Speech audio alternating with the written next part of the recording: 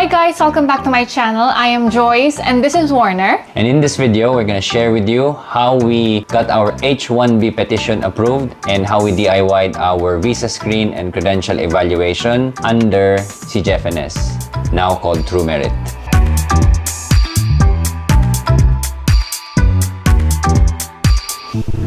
If you are new to this channel, we are trained nurses in the Philippines who are now practicing in the UK and will be moving to the US soon.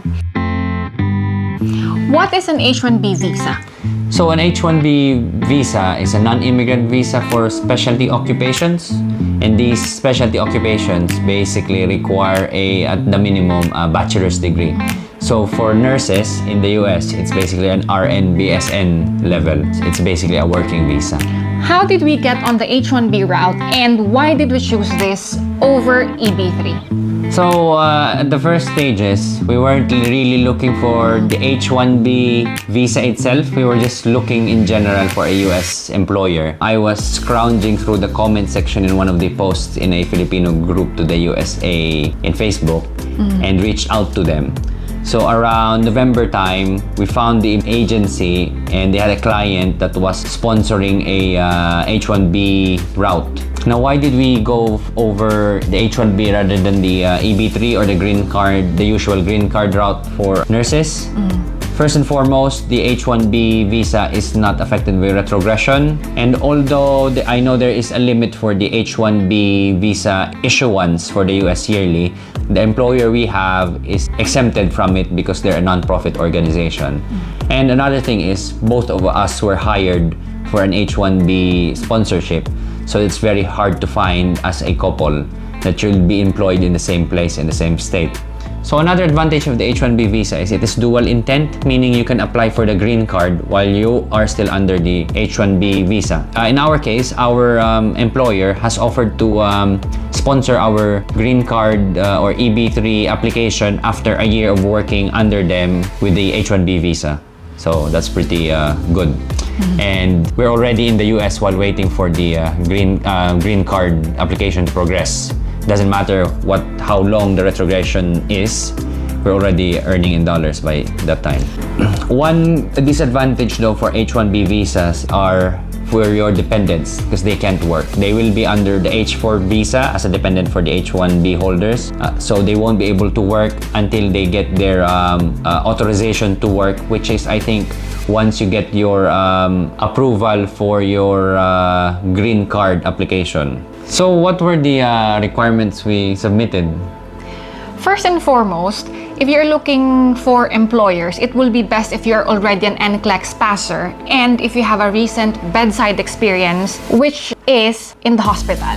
So for the requirements, NCLEX passer, next is a valid passport, updated resume, VisaScreen and Credential evaluation, and in our case, it is via CGFNS or True Merit.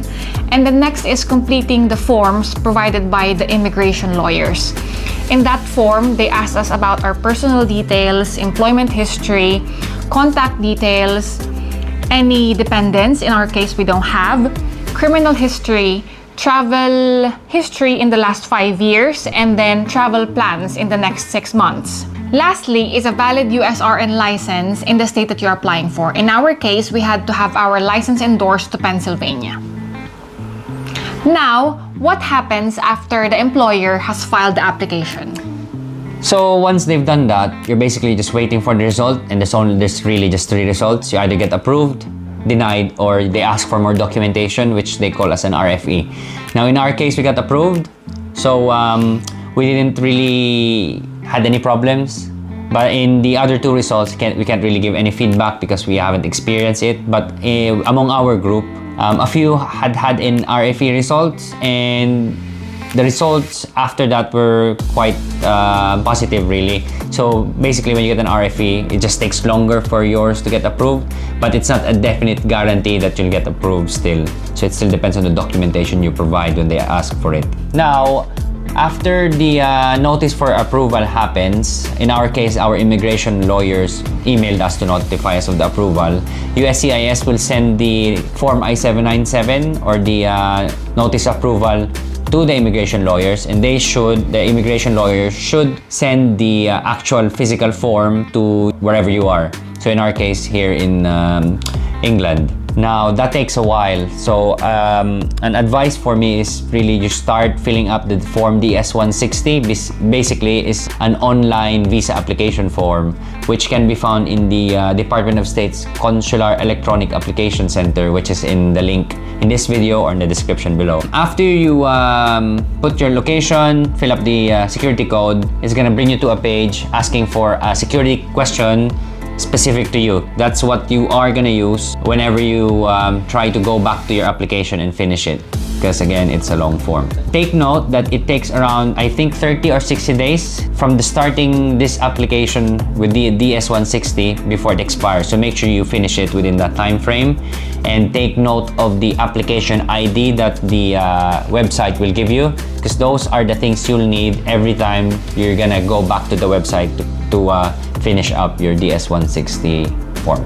Once you finish your DS-160 form, once you receive your physical notice of approval, you can now book for a consular interview in the US Embassy that's basically close to you. So you're gonna need a lot of things there, and one of which is after finishing the DS-160, you're gonna get a confirmation page with the barcode of your application ID. So make sure to print that and bring that with you on your consular interview.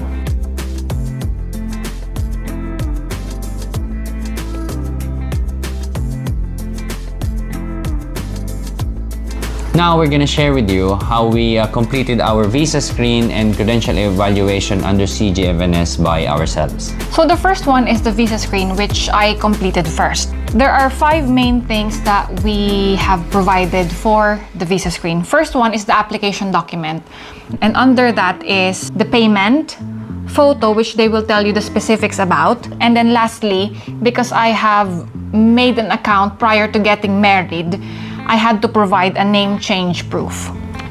Second is general education documents. Under this would be secondary diploma, but since I have graduated from high school over 10 years now, they have waived that. Third is professional documents.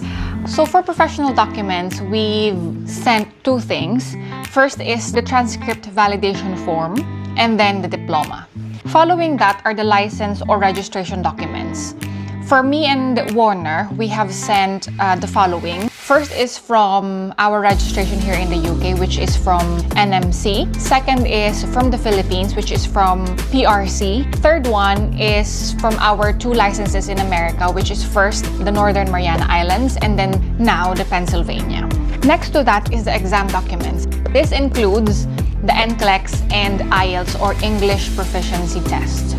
Now that we're done with the VisaScreen, the next thing that we have sorted out is the credential evaluation. So for this one, we haven't sent anything else apart from high school diploma for myself. Basically, they've used every document that we've sent for our VisaScreen.